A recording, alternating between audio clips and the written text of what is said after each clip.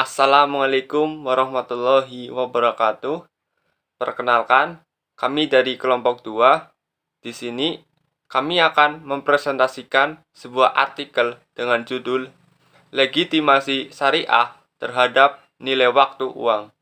Sebelumnya, perkenalkan anggota dari kelompok 2. Yang pertama, saya sendiri, Devon Nandawardana, dengan NIM 20020030008.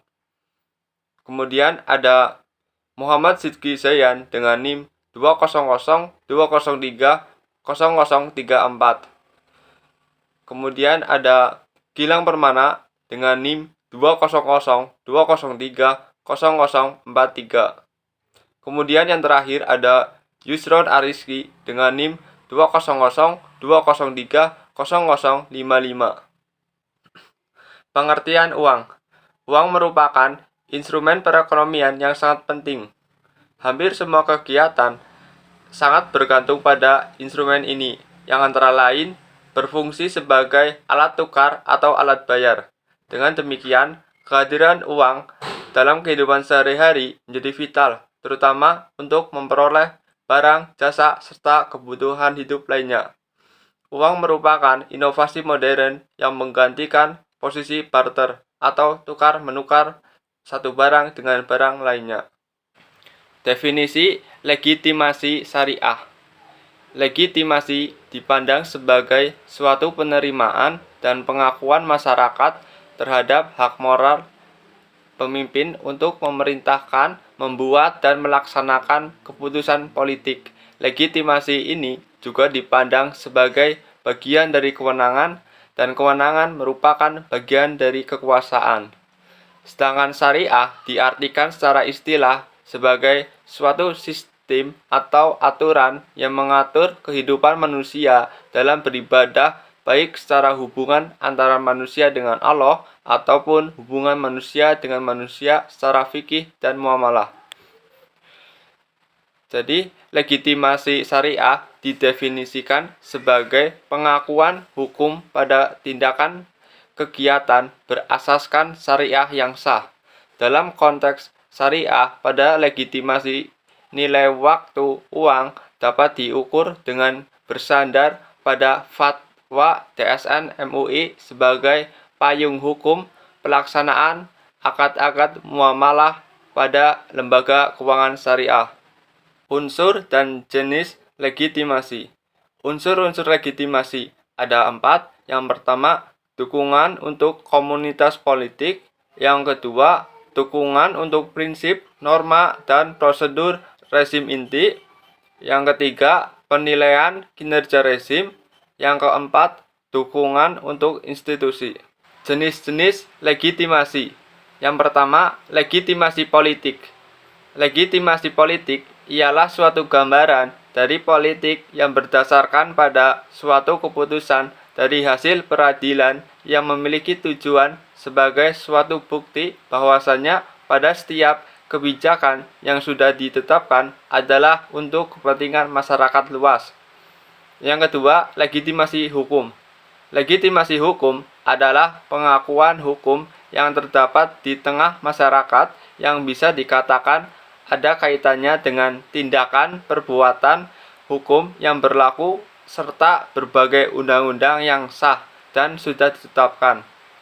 Yang ketiga, legitimasi kekuasaan. Legitimasi kekuasaan merupakan suatu keyakinan pada setiap anggota di dalam masyarakat yang mentaati serta menerima berbagai kebijakan yang sebelumnya telah dibuat oleh penguasa dan telah memenuhi berbagai tuntutan. Selanjutnya, pengertian konsep nilai waktu. Konsep nilai waktu uang sebagai uang saat ini selalu lebih berharga dibandingkan dengan uang pada saat yang akan datang. Karena uang yang diterima pada saat ini akan dapat diinvestasikan untuk memperoleh hasil yang lebih besar di masa yang akan datang. Nilai uang pada waktu yang berbeda tidaklah sama. Artinya, terjadi perbedaan nilai uang saat ini dengan nilai uang di masa depan yang terjadi karena adanya unsur waktu. Faktor yang menghubungkan nilai waktu. Adam Smith dan David Ricardo menyatakan bahwa Bunga merupakan kompensasi yang dibayarkan oleh peminjam atau borrower kepada si pemberi pinjaman atau lender sebagai balas jasa atas keuntungan yang diperoleh dari uang yang dipinjamkan. Berdasarkan teori moneter konvensional, diketahui bahwa pembayaran bunga merupakan tindakan opportunity untuk memperoleh keuntungan dari meminjamkan uang. Dengan demikian, menurut konsep nilai waktu uang, mengambil bunga uang adalah logis sebagai ganti dari penurunan daya beli uang selama dipinjamkan. Alasan utama yang mendasari munculnya konsep nilai waktu uang pada konsep ekonomi konvensional menurut Faisal Rival. Yang pertama, adanya aspek risiko ketidakpastian atas uang yang diterima di masa datang. Peristiwa atau kehidupan manusia di masa datang bersifat tidak pasti, sedangkan uang yang diterima saat ini sangat jelas dan pasti. Yang kedua, adanya opportunity cost, kesempatan yang hilang. Hal ini diasumsikan sebagai akibat yang terjadi karena tidak memiliki uang lebih awal untuk diinvestasikan. Selanjutnya, macam tingkat bunga.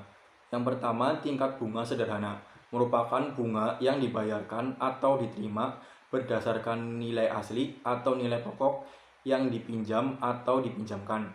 Nilai mata uang dari tingkat bunga sederhana merupakan fungsi dari 3 variabel: jumlah uang yang dipinjam atau dipinjamkan atau nilai pokok, tingkat bunga per periode waktu, dan jumlah periode waktu, di mana nilai pokok tersebut dipinjam atau dipinjamkan. Yang kedua, tingkat bunga majemuk merupakan bunga yang dibayarkan atau diterima dari suatu pinjaman atau investasi ditambahkan pada nilai pokoknya secara periodik, menunjukkan bahwa bunga dari suatu pokok pinjaman juga akan dikenakan atau memperoleh bunga pada periode selanjutnya. Assalamualaikum warahmatullahi wabarakatuh. Perkenalkan, nama saya Yusrona Rizky dengan NIM 2002030055. Di sini saya akan melanjutkan materi dari kelompok saya. Nilai uang pada sistem ekonomi Islam. Konsep uang pada ekonomi Islam berbeda dengan konsep uang pada ekonomi konvensional. Sistem ekonomi konvensional menganggap uang tidak hanya sebagai alat tukar, namun juga berfungsi sebagai pendapatan. Sehingga dalam hal ini uang atau alat tukar dan uang sebagai modal atau spekulasi. Pada ekonomi Islam, uang hanya berfungsi sebagai alat tukar atau medium of exchange dan sebagai kesatuan hitung atau unit of account.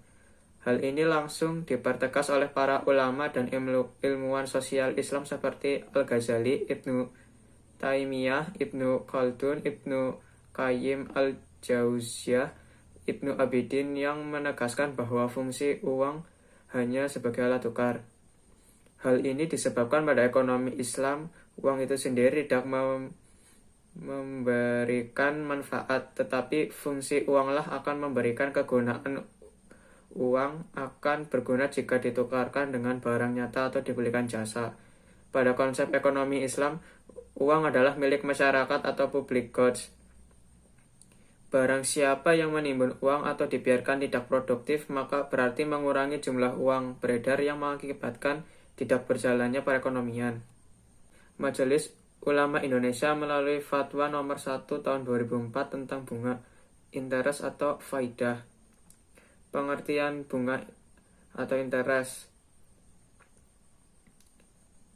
Bunga, interest atau faidah adalah tambahan yang dikenakan dalam transaksi pinjaman uang atau al-qard yang diperhitungkan dari pokok pinjaman tanpa mempertimbangkan pemanfaatan atau hasil pokok tersebut berdasarkan tempo waktu, diperhitungkan secara pasti di muka, dan pada umumnya berdasarkan persentase. RIB adalah tambahan atau ziyadah tanpa imbalan yang terjadi karena penangguhan dalam pembayaran yang diperjanjikan sebelumnya, dan inilah yang disebut riba nasi'ah. Hukum bunga atau interest. Praktek pembangunan uang saat ini telah memenuhi kriteria riba yang terjadi pada zaman Rasulullah SAW, yaitu riba nasi'ah. Dengan demikian, praktek pembangunan uang ini termasuk salah satu bentuk riba, dan riba haram hukumnya. Praktek penggunaan tersebut hukumnya adalah haram, baik dilakukan oleh bank, asuransi, pasar modal, pegadaian, koperasi, dan lembaga keuangan lainnya maupun dilakukan oleh individu. Bermuamalah dengan lembaga keuangan konvensional. Untuk wilayah yang sudah ada kantor dan jaringan lembaga keuangan syariah serta mudah dijangkau, tidak dibolehkan melakukan transaksi yang didasarkan kepada perhitungan bunga.